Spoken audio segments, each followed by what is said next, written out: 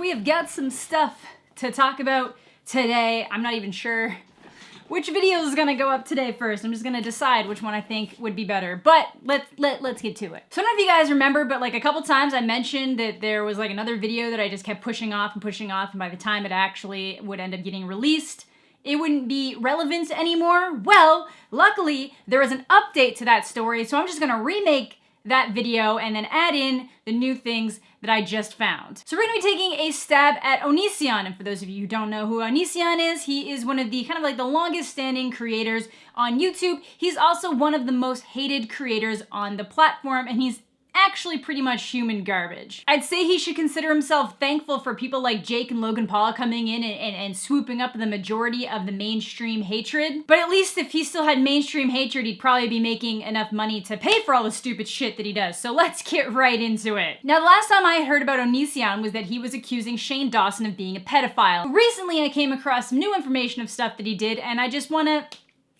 it's so fun. So like all of you people, all of you little thought auditors out there trying to find these smaller, I don't know, like premium Snapchat girls who are probably barely making enough to pay for their daily bills and whatnot. This dude owes $500,000 to the IRS. $500,000, and do you know why? Because he fraudulently reported deductions on his taxes and maintains that he did nothing wrong, and at one point even tried to blame TurboTax for not telling him that he was doing something wrong.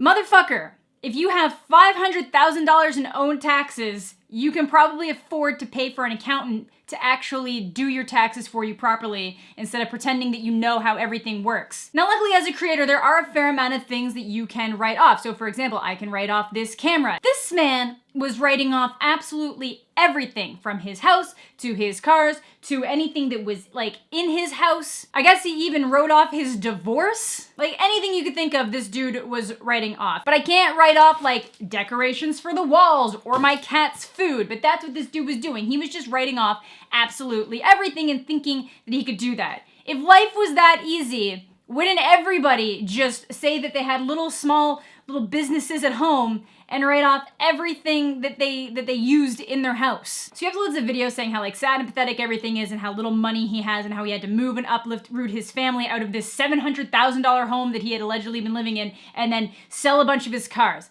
Like, you have to think about this. This dude had multiple vehicles, a massive house, and then he just had to move to a different, very nice, very beautiful house, which we're gonna get to. We're gonna get to that new house very soon, because that's where the real juiciness is. But he basically makes it sound like he's like a man left with nothing in the world. But it's like, no, you just ended up in a stupid situation where you spent way too much money, tried to trick the government, and now they're coming to collect. And they're coming for $500,000 worth of collecting. So anyways, that brings us to the newer story where he's in this new house in Washington, and he has this beautiful backyard.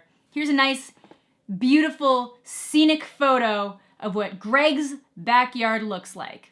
So once he moves in, he asks the state and if he can clear out some of the bushes and just the thickets and just the things that make it kind of, you know, not pretty to look at. And they're like, yeah, sure, be careful because that's a protected wetland. That's gonna come back again too. But yes, you have permission to clean out little thickets and little things that, you know, that aren't really damaging to the environment, and you, yes, absolutely, go for it. So he starts doing that.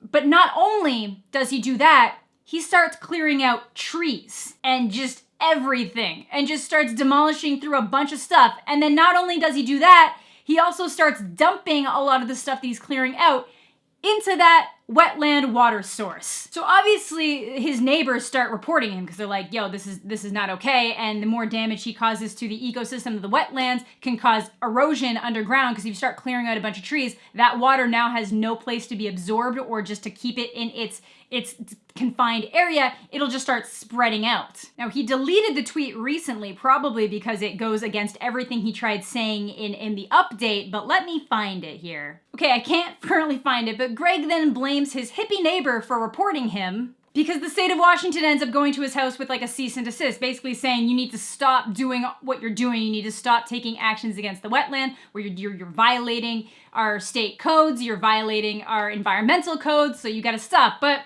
Greg is too good. Onision is too good to listen to the state, and you know, he's just so right in this situation that he keeps going. Ain't no one gonna stop him. So of course he gets served a court date. And thanks to his neighbor's diligence, they actually managed to catch him on camera dumping these trees back into the wetlands, which not only violates what he was allowed to do, but shows that he didn't listen to that like cease and desist. It actually proves 100% that he was doing all the things he said he couldn't do. So he tried to maintain to his fans to the end that all he was doing was clearing out like some blackberry bushes and just, like little thickets and stuff like that. That's all he said he was doing.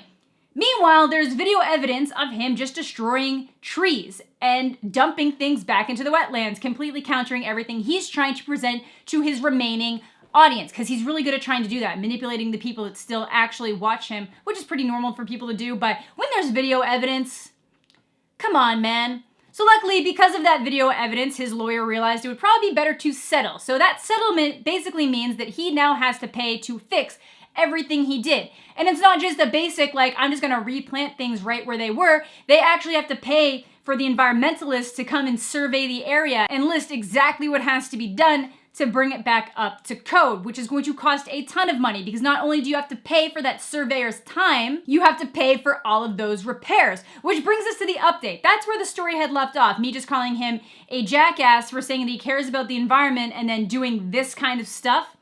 That brings us to the update, which has gone through multiple turns. So he ends up making a video talking about the situation and then releases a GoFundMe, which has now been removed, but we'll get to that in a second. But the GoFundMe basically listed that he was making all the repairs. He was going to make it even better. It was going to be an even better backyard than it could have ever been before. And it was going to be so up to code, and he was going to pay for everything. But because, you guys are such dedicated fans that care about the environment so much that you would gladly help him by giving him $100,000 to make all of these changes and fix things. So the way he worded it wasn't like, I am being forced by the government to repair damage that I caused to an ecosystem near my house that I illegally did damage to and then tried to lie about in the court of law. It was like, I moved into this house and it's not up to code, and now I'm just trying to make those repairs as needed, and I've been replanting bushes and trees, making it seem like it's something that he's doing.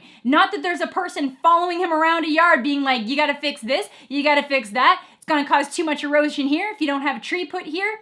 You gotta remember that when you're clearing out pre-existing trees, whatever you put in the ground isn't going to be as effective as it was from that long-standing piece of greenery, basically. So that all has to be taken into account too. You might actually have to do a little bit more than what was there so that you can immediately combat the issues of potential erosion, because if that started happening, not only could it destroy that protected wetland, it could also start destroying people's houses in the surrounding areas. So not only was he risking his own home, he was potentially screwing up everybody around him's home. So this GoFundMe was ridiculous right off the bat. It was disgusting. It was just so weird to get to a point where it's like, you literally broke the law, got a warning to stop doing what you were doing, kept doing it, and now you're being held financially responsible for it, and you're going to ask your fans for the money because you're already dealing with a massive lump sum owed to the IRS. This dude is probably close to $1 million in debt owing to the government right now in terms of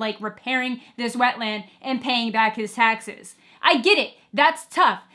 But the onus does not fall on your fans when you've made that kind of an error. If something bad happens to you that's out of your control and people want to support you, that's different.